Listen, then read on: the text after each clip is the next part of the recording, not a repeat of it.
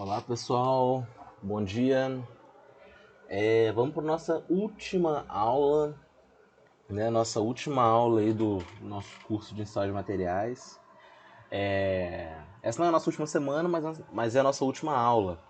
A gente tem essa semana agora, que eu vou passar essa matéria. Semana que vem vai ser uma semana que eu vou passar uma aula de revisão, vou fazer uma videoaula de revisão, mas não vai ter nada novo. E na outra semana apresento o trabalho, tem a prova e encerra. Né? Então é a nossa última aula praticamente. Né? Então vamos aproveitá-la com sabedoria. Essa aula aqui é uma aula que eu separei para abordar alguns outros ensaios mecânicos que a gente não viu durante o curso. Né? Que, coincidentemente, são aqueles que eu passei para vocês para fazer o trabalho. Então o que acontece aqui? Essa aula eu preparei assim, bem rápido, bem na correria, usei algum material da internet, né? Eu vou ser bem breve sobre cada tipo de ensaio. Eu quero falar um pouquinho sobre eles. Eu vou deixar vocês falarem mais sobre esses ensaios no trabalho de vocês, tá bom?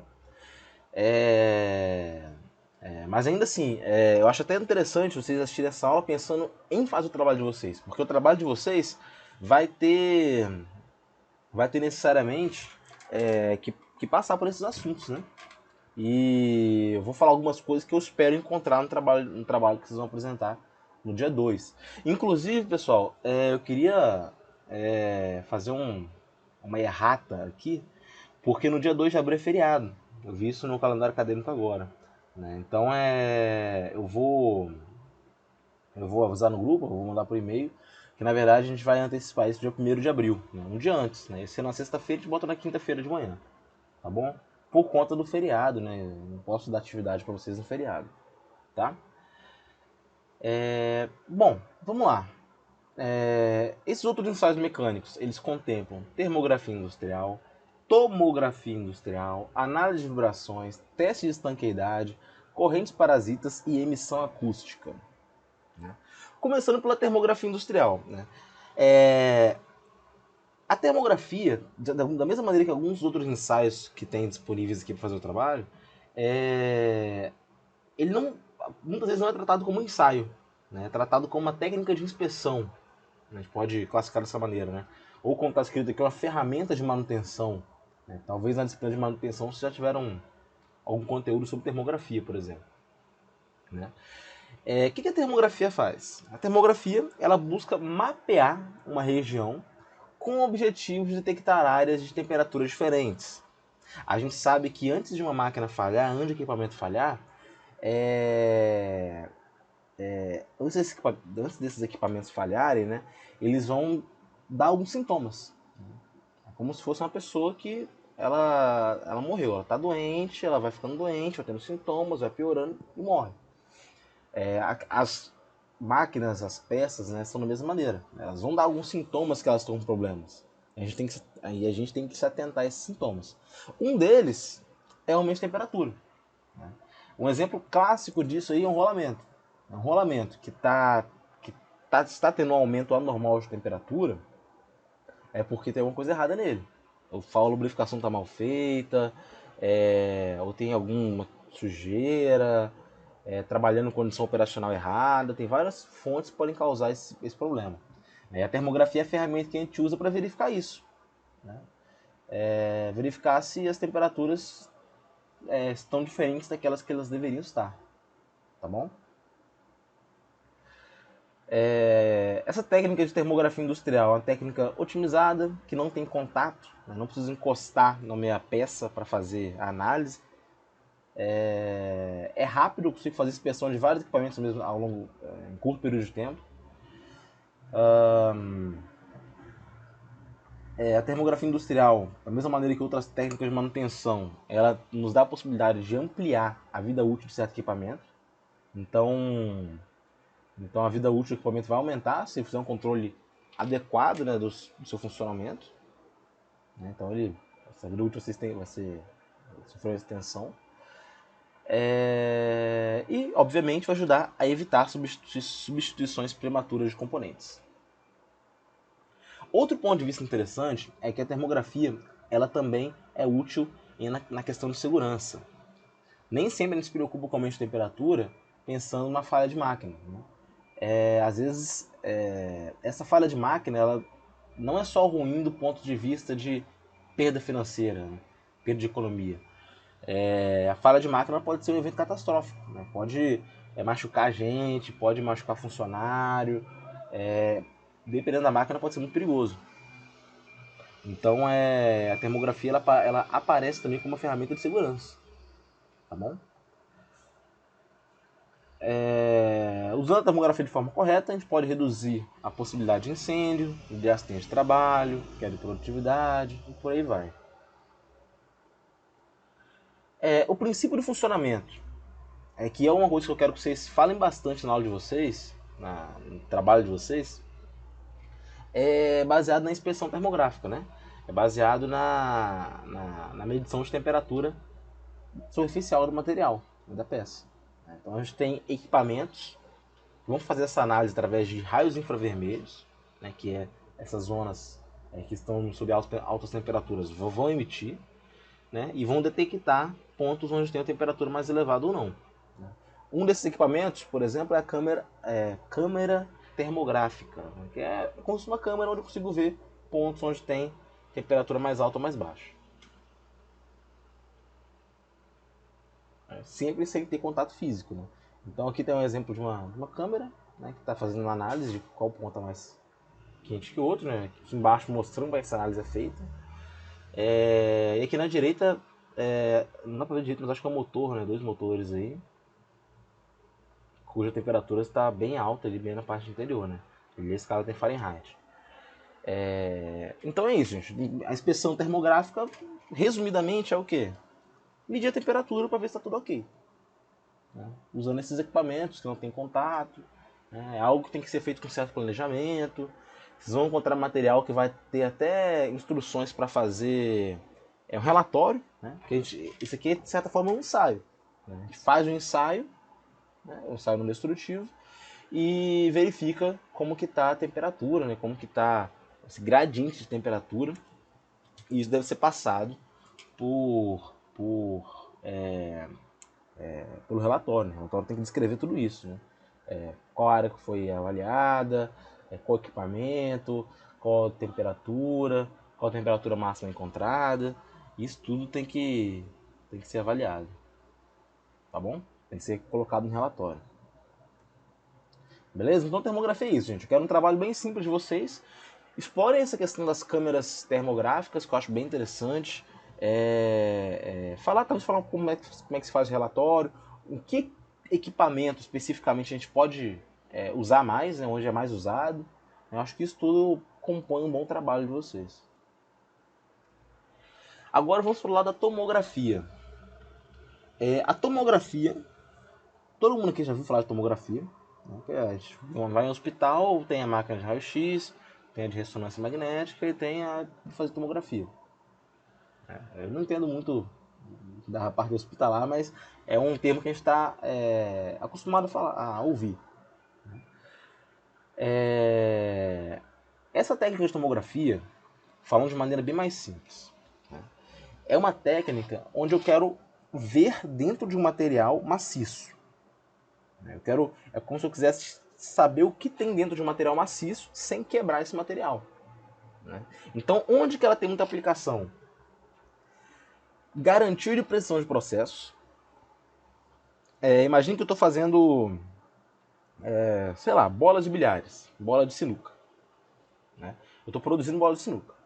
Para eu verificar se essa bola está com a estrutura interna que eu planejei que ela tenha, né? Se ela não está com vazios, não está com nada, eu posso usar tomografia para verificar se está ok. Né? Se está podendo ser comercializado, se é um produto que está bom. Então a tomografia encontra utilidade nisso. Né? Outro ponto interessante é em apoio e desenvolvimento de produtos. Né? Porque às vezes, para eu entender melhor como que um produto funciona, como uma peça funciona, né, eu tenho que olhar dentro dela. Né? Então, para eu saber o que eu preciso mudar para melhorar seu funcionamento, eu tenho que olhar dentro dela. E a tomografia é uma ferramenta muito útil, porque permite que eu observe o interior da peça sem fazer nenhuma intervenção nela. Então é muito usado em processos nos quais a peça não pode ser destruída. Geralmente é usado para garantia de qualidade, né? Essa palavra que eu estava buscando. Garantia de qualidade do produto. Então a gente tem a capacidade de observar o funcionamento interno de estruturas sem a necessidade de intervenção física, que é algo bem útil, né? E, bom, como é que funciona a tomografia? A lógica é parecida com a lógica do raio-x. Vou ter um feixe de raio-x que vai incidir sobre a peça. Vão ser projetadas imagens da peça, né, ou do artefato em análise, da peça que eu estou analisando. O equipamento consegue obter imagens 3D de estruturas internas. Né? Então, é uma técnica que utiliza raio-x para plotar essa imagem 3D, para criar esse gráfico 3D, essa imagem 3D. Esse gráfico não, essa imagem 3D da minha peça. E, bom, essa é a técnica de tomografia industrial. Tá bom? Detalhes sobre como funciona a máquina de tomografia eu espero ver no trabalho de vocês. Da mesma maneira que detalhes sobre as câmeras termográficas também. Uma coisa interessante de vocês abordarem no trabalho é fazer um paralelo da tomografia com os raios-x. Né?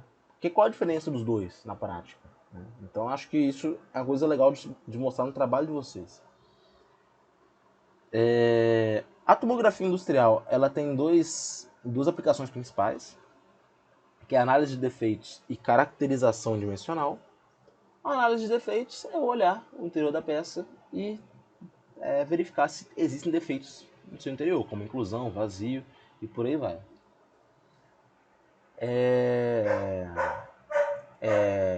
É importante fazer essa análise, né, principalmente em processos produtivos, onde eu estou produzindo alguma peça. Verificar se as peças podem ser comercializadas, se estão atendendo padrões de qualidade. E também temos a questão da caracterização dimensional. Né? A tomografia industrial ela é usada para fazer caracterização dimensional, né? Que é para verificar com exatidão as dimensões, né? A altura, a espessura, o diâmetro. Porque às vezes a gente tem uma dimensão de projeto que a gente tenta produzir aquilo, mas muitas vezes por limitações do próprio processo de fabricação, vai ter uma diferença. Então aqui eu consigo ter maior exatidão nessa caracterização dimensional. Né?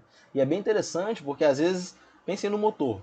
Eu tenho um motor, eu faço a radiografia do motor, a tomografia do motor, eu consigo pegar uma imagem 3D dele. E hoje em dia a gente tem software que a gente pega essa imagem 3D e passa como se fosse um desenho lá no SolidWorks, uma coisa nesse sentido. Então eu consigo ter um desenho 3D a partir da foto, entre aspas, que eu tirei da minha tomografia. Beleza? Aqui na esquerda tem um equipamento de tomografia. Na direita lá em cima tem um exemplo de tomografia, né? E aqui embaixo, exemplo também onde está analisando a presença de defeitos. Tá bem? Então, tomografia também é um tema que dá para explorar bastante. Né? Tem muita semelhança com raio-x, então é legal fazer esse paralelo. Né? Mas eu acho que também é um tema bem simples de se lidar. Bom, análise de vibração. Né? Da mesma maneira que a termografia é uma técnica mais de inspeção, né? Mais voltada para manutenção. Né? Quando a gente vê rolamento, quando a gente vê questão de bancais, a gente costuma fazer, acompanhar junto, né? Analisar junto isso, a parte de análise de vibrações, que é uma parcela bem interessante da manutenção desses equipamentos mecânicos, né? Desses elementos de máquina. E, bem, o que é análise de vibrações? Resumindo o que está escrito aqui. Certos equipamentos, eles vibram naturalmente no padrão. Então a gente consegue detectar ou antecipar alguma falha caso aconteça mudança nesses padrões. Entenderam?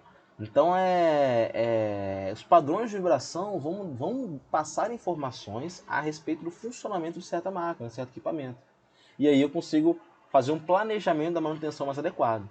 Então, a análise de vibrações é extremamente importante, né? Ela tem que ser feita periodicamente,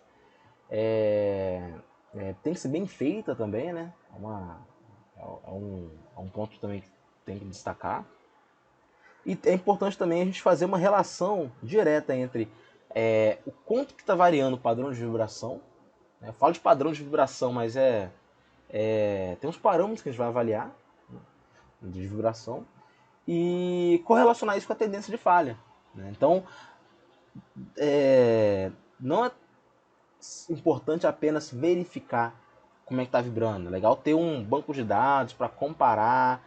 Olha, esse rolamento do tipo X, ele quando está vibrando a partir desse ponto, tem que trocar isso porque deu problema naquilo e por aí vai.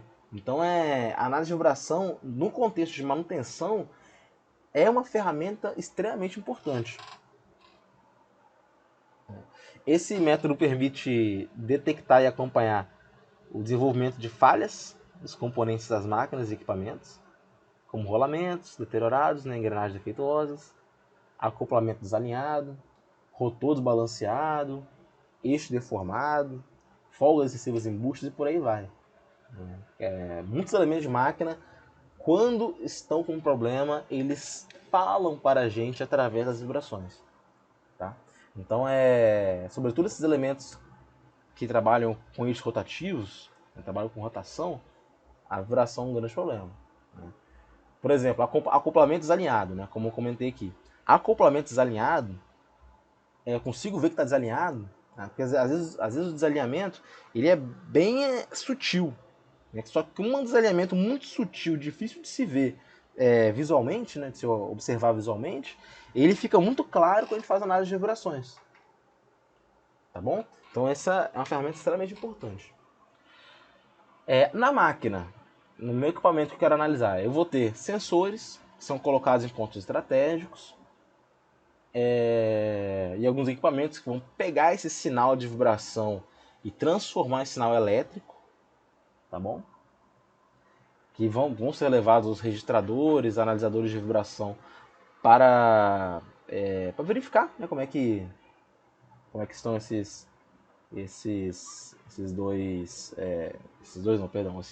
padrão de vibração. Esses dados são interpretados por especialistas, de modo a gente obter uma radiografia, né? Aqui tá radiografia, mas acho que foi colocado aqui, que eu peguei isso de um fabricante, se eu não me engano.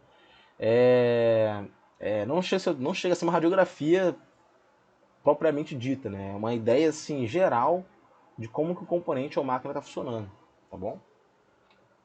E então essa análise de vibrações é muito importante. Aqui a gente tem essas imagens, mostrando como é que funciona. Né? Diagnóstico de falhas aqui na direita. Equipamento fazer análise, né? Com sensores. E a gente pode fazer essa análise de vibração com a máquina em funcionamento, obviamente. Né? E é isso. Então, sobre análise de vibrações, eu acredito fortemente que vocês já viram isso antes. Né? Se não viram, ainda bem que eu apareci para mostrar para vocês. Mas tem muito material online. Outra coisa, não se limitem a só links, sites. Às vezes tem vídeos que passam muita informação pra gente. Né? Esse tema de análise de vibrações, inclusive, eu sei que tem uma apostila do telecurso, né, só sobre isso. Tá bom? Então é algo curtinho, dá para preparar uma aula aí, um trabalho excelente, uma base boa. Mas enfim, é algo que tem muita informação online. Agora vamos falar sobre teste de estanqueidade ou teste de vazamento.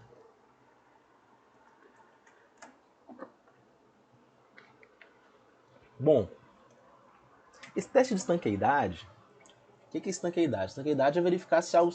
Esse teste de estanqueidade é o quê? É verificar se algo está estanque, se está hermeticamente fechado, se está bem isolado. Né? Então, o que esse teste faz? Ele verifica se o recipiente ele tem algum vazamento. Né? Se ele não tem vazamento, é porque ele está estanque. Né? Então pensem aí numa garrafa de refrigerante. Essa garrafa provavelmente passou por algum teste de estanqueidade.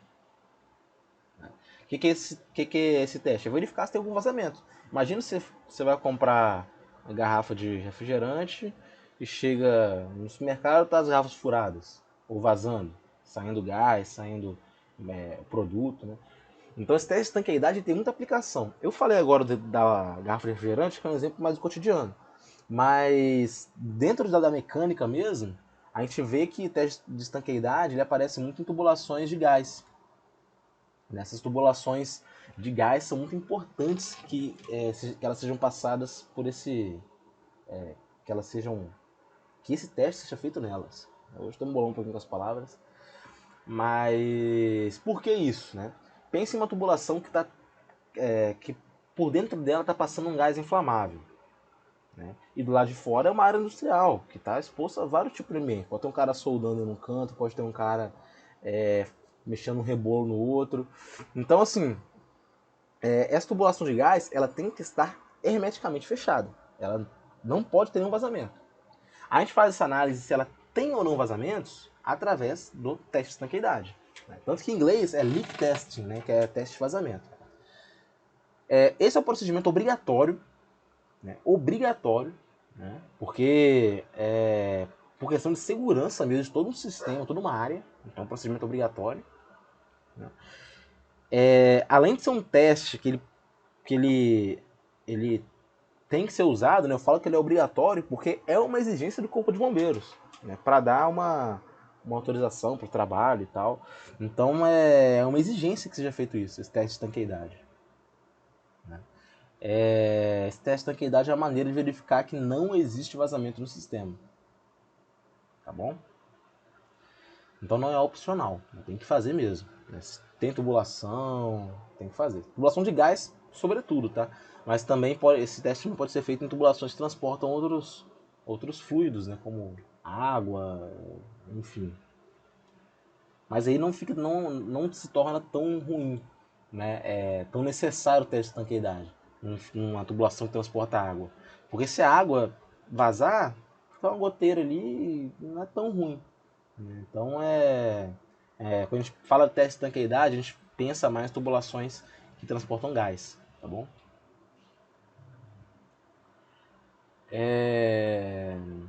Esse teste ela acontece como um ciclo, com base em 4 fases fundamentais. E aqui, antes de explicar o teste, eu quero que vocês pensem comigo.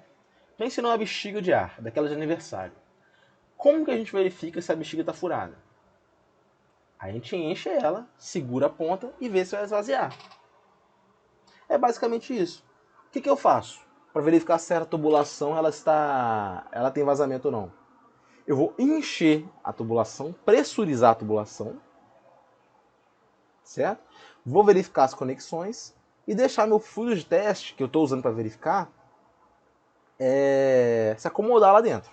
Então, um tempo de espera lá dentro. Então, ó, eu vou pressurizar a tubulação. Eu garanto que as conexões estão bem isoladas, que não vai ter saída de fluido pelas conexões. Deixo por um tempo esse fluido para ele se acomodar lá dentro. E vou controlar a pressão. Se essa tubulação ela não tem vazamento nenhum, a pressão vai ficar constante. A pressão vai ficar constante. Agora, se ela tem um vazamento em algum canto, eu vou ter um alívio de pressão. Então, essa queda de pressão é o que me indica que tem vazamento.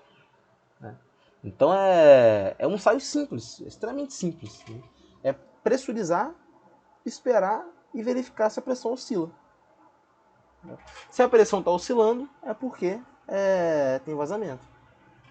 E se tiver vazamento, né, se não tiver vazamento, ok. Mas esse teste deve ser feito com certa regularidade. Agora, se não tiver, agora se tiver vazamento, o que acontece? Esse vazamento ele tem que ser localizado, reparado. A gente tem que encontrar esse vazamento, tem que reparar esse vazamento, né, corrigir. Em seguida, eu faço novamente o teste para ver se ele realmente foi corrigido. Se eu peguei o vazamento mesmo. Né? Então, daqui os 4 passos aqui na esquerda mostrando, né, que é a pressurização, verificação das conexões, tempo de espera E por último, verificar o manômetro, né? Verificar se a pressão muda. Ali em cima na direita eu tenho um esquema, como é que funciona esse ensaio de estanqueidade, o teste de estanqueidade. E aqui embaixo eu tenho uma análise no manômetro ali, né, verificando a pressão. Né? Essa imagem está um pouco perdida, não dá para ver exatamente o que ele está medindo ali. Mas são só imagens aí que eu peguei na internet para exemplificar o ensaio. Tá bom? Então o teste de estanqueidade é algo que dá para explorar bastante. O que eu quero que vocês falem aqui sobre teste de estanqueidade? Eu quero que vocês explorem um pouco a questão de quais fluidos podem ser usados para pressurizar. Qual situação eu uso fluido tal, qual situação eu uso outro fluido. Né? Falar um pouco mais sobre esses pormenores do ensaio. Da mesma maneira que na análise de vibrações, eu espero que vocês falem um pouco sobre os sensores, né? Como é que eles funcionam. Né? Entrar um pouco mais sobre o equipamento mesmo. Correntes parasitas é o nosso quinto ensaio do dia. Né? Esse ensaio aqui, vocês vão conseguir relacionar ele de maneira bem tranquila com o ensaio de partículas magnéticas. O que é o ensaio de partículas magnéticas? De maneira bem simples. Eu jogo um pó de ferro no meu material e aplico um campo magnético. Esse pó vai se acumular nas descontinuidades. Certo? Aqui é um pouco diferente. Aqui eu aplico campo magnético direto. Quando eu aplico campo magnético, pela lei da indução de Faraday, né, quando tem um campo magnético gerado por uma bobina que é alimentada por corrente alternada, né, não pode ser corrente contínua, a gente vai ter a geração da corrente elétrica. Né? Então, eu tenho uma bobina gerando um campo magnético, eu tenho a corrente elétrica induzida. Né? Essa corrente elétrica induzida é chamada também de corrente parasita. Tá bom? O que essa corrente parasita faz? Essa corrente parasita, a sua circulação ela é afetada quando eu tenho descontinuidade de material. Né? Então, eu consigo detectar essa descontinuidade através dessa circulação dos correntes parasitas, né? Porque a circulação vai ser afetada. Devido à própria característica da técnica, né, de envolver a aplicação de corrente, obviamente, o material usado tem que ser condutor de eletricidade. E para detecção e dimensionamento de descontinuidade superficial e subsuperficial, essa técnica ela é muito utilizada. Quem fizer esse trabalho aqui, eu gostaria que pegasse dados mostrando qual a diferença em relação à profundidade de penetração, por exemplo, do ensaio de correntes parasitas com o ensaio de partículas magnéticas. Porque esse é um ensaio que eu consigo ter uma análise muito mais precisa, né? já que até descontinuidades que estão abaixo da superfície conseguem afetar a circulação das correntes. Esse ensaio é muito usado na indústria aeronáutica, petroquímica, inspeção de solda, chapa, tubo. Ele tem alta sensibilidade, né? E é uma técnica, a técnica mais indicada para inspeção de tubos de materiais não ferromagnéticos. Né? Como é o caso do aço inox, do titânio, do latão, do cobre. Né? Beleza, gente? Então essa é uma técnica alternativa aí que ela age no sentido daquelas técnicas que eu já comentei durante a aula, né? Que é identificar descontinuidade, tá bom? E, consequentemente, classificar defeitos. Né? Aqui tem equipamento de correntes parasitas. Né? A gente vê que vai haver uma alteração na circulação da corrente quando tem descontinuidade, tá bom? Isso fica bem evidente aí quando a gente faz uma análise mais profunda do ensaio. Aqui tem a máquina mostrando como é que o ensaio está sendo feito numa tubulação específica. Beleza? Provavelmente essa tubulação ela passa por um processo térmico, né, pela aparência dela, ali embaixo. E é isso, gente. Também esse ensaio pode vir com o nome de Eddy Currents. Né? Uma sugestão que eu dou para vocês é que, se não encontrarem material em português, busquem em inglês também. Né, que vocês vão encontrar bastante coisa. E é isso, beleza? Pode observar aqui, achar bem interessante, que ele marcou como se fosse alguns quadrantes aqui na minha tubulação e está fazendo um ensaio. Ou seja, quando a máquina detectar alguma descontinuidade, pela marcação que ele fez aqui, ele vai saber onde que está essa descontinuidade. Tá bom? E para fechar, o ensaio por emissão acústica.